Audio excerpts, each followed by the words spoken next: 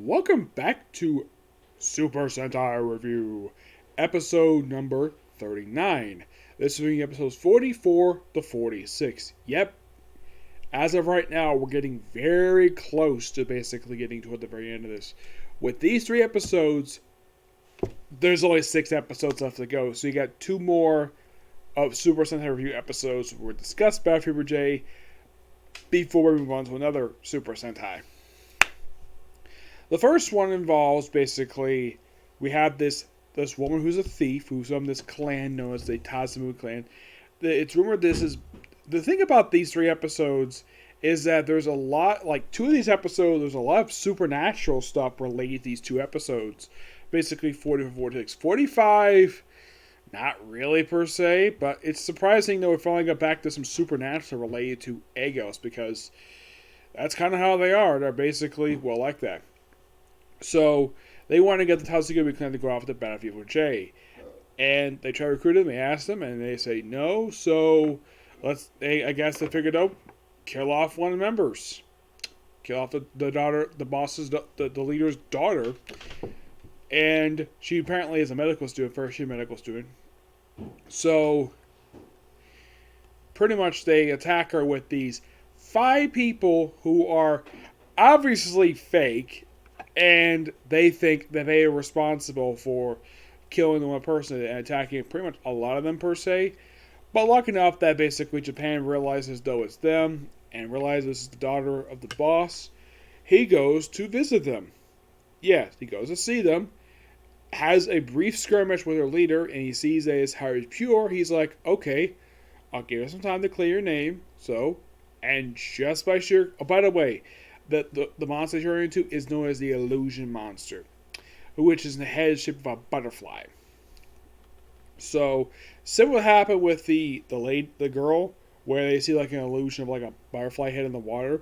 This guy who's somewhat of an idiot sees this, and look at Bat Fever J just happily there. So, the fake Bat Fever J attacks him, tries to kill him, but look how the real Bat Fever J comes in and beats the crap out of him. And, of course, Japan tells the leader, hey, these are the ones who basically killed the daughter, killed your member. And, of course, one of them is sliced up by the boss, and, of course, those 3 are... It turns out these 5 imposters are actually Cutman in disguise. So obvious. And then, of course, they take out the actual monster. Of course, they have a monster fight. And this one, they do have basically all of them in there, per se. Actually, no. This one, if I remember correctly, they just basically just... Well, from what I can tell, just basically Japan and America inside the actual Robo. In 45, it just Japan himself, and the final one basically just all 5. Not really sure why the heck they've been doing this. They've been doing this since like episode like 30, I think like 30, it was like 32, 33, where they do this thing where like not all 5 people go inside the actual robot, where they have usually sometimes basically just Japan going there, or sometimes they take Miss America with him, or one time he took France with him. Why just them and why not the rest? Don't know. Episode 45 is basically all about a heart. We see Kenya and Cossack, where they're basically on patrol, and you see Gubika is doing a run, which is quite nice. The kids doing an exercise. And, of course, one of them basically nearly collapses because he's got a bad heart. So, look how Kenya realizes this and basically immediately takes him to the hospital. Of course, Cossack is there, too. And they need this very special doctor. And they need a doctor, basically a heart surgeon, in order to take care of this. And the best one for the job is on vacation. So, Cossack and Kenya is like, okay, we'll go get him. And just by sheer coincidence, we also have it where Agos is after him, too. The reason? So, they kidnap him, take him directly to Agos' headquarters. Now, I should point out, though, where this location is. Like, getting this location, that's somewhat known. But where the heck this place is, oddly enough, has never been explained. I will get to more of this when it gets to the final episode of this, basically in 2 episodes for review-wise. I mean, usually when they bring people there, sometimes they usually brought the turned into a monster. This guy surprisingly was not turned into a monster. No, he was kidnapped. He wasn't asked to join Agos to become a monster. Nope, he wasn't, which is kind of a bit surprising. So, he's going to take this heart, take it to this heart monster. And what's the plan for this one? Well, of course, they spend the whole episode trying to protect him and his family. Of course, I love the fact that the Battlefield Achievers all get plenty to do in these 3 episodes, which is great. They basically show off great teamwork in these ones. I like last episode, we get a little bit character focus on Japan. But mostly for these 3, it's all about the team. And they all get plenty to do. All basically kind of like bake steaks on one episodes.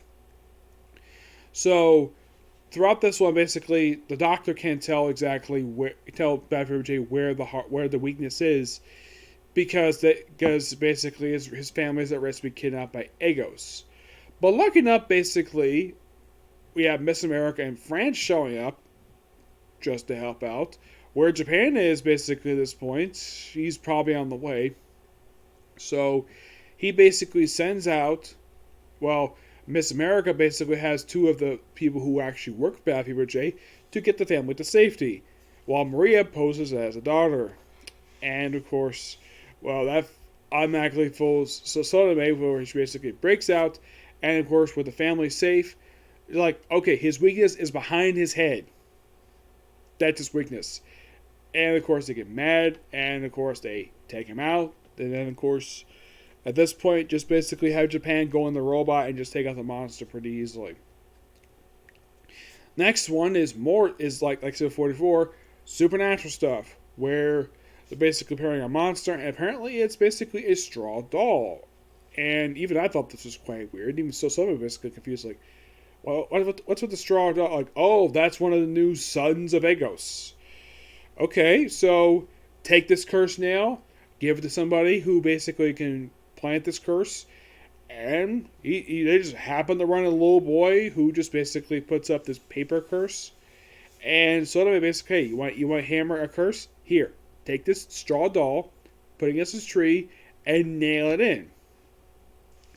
And of course, also, like, then turns into the straw monster. Yes, the straw monster. That's literally what they called this damn thing. So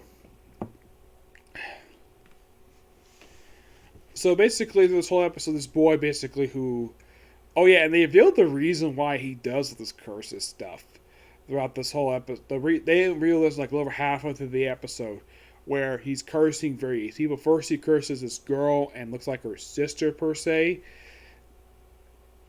And then it turns out that the reason why he cursed them was because Yuki, the younger of the 2 sisters, rejected his confession. That's the reason why he did all this, because the girl basically rejected him. I'm like, okay, I guess he probably. I personally have never done this at all, confessed to a girl, so I don't have experience of this. But being rejected by somebody basically is a real fear basically guys can basically have if in fact if their confession is not accepted by someone they like. That's what I've heard anyways. They have this internal fear about themselves whenever they offer a confession to someone they like. And there is a chance, very big chance, they might reject them. Not that I have experience in that, that's what I've read and I'm seeing in fiction, and this probably is the case in real life. Though these are kids, mind you. So he's also dressed up in this shrine, this white getup, where he basically cursing various people, including his own mother and teacher. Eventually, somehow, because the Battlefield J basically is there, they end up cursing them, even though he never asked them for them to be cursed. He doesn't mind other people get cursed. It's not Battlefield J because, according to the kids, they're basically their heroes. And this is pointed out by the subtitles that the inspirational speech was there about right or wrong, but it wasn't with the subtitles, which, okay, I can kind of buy that. Maybe because this is the second version of the subject for this one. Despite the fact that one thing I've noticed, though, ever since episode I think like 41, and I did see it previously in like one episode. I think it was like episode 2, where some of the episodes actually missing subtitles. I don't know why the heck this is. I thought this was kind of weird. I'm hoping this is not the case for the last 6 episodes, where basically we have certain scenes missing subtitles. Uh, the worst I've seen of this is actually, I think it was like episode 42, where like half the episode has got no subtitles for like no reason. Look up, these 3 do have plenty of subtitles here. Excuse me. So, eventually, of course, the monster's taken out, and, well, the girl basically kind of becomes a close friend of his. And, of course, the old threatens to curse them. Oh, teases and going to curse them, and, of course, she goes home anyways. And, well, have a good, happy note of the episode.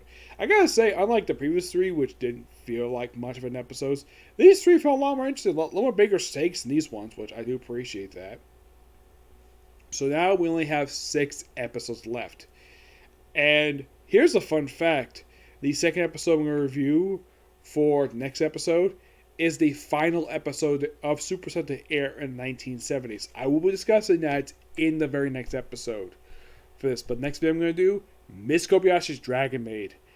And I'm going to be talking about something I think is just, I thought was quite weird. I know this is yesterday, apparently, that it got a bunch of attention. I will discuss that when we get to Miss Kobayashi's Dragon Maid, okay? Next video. Bye.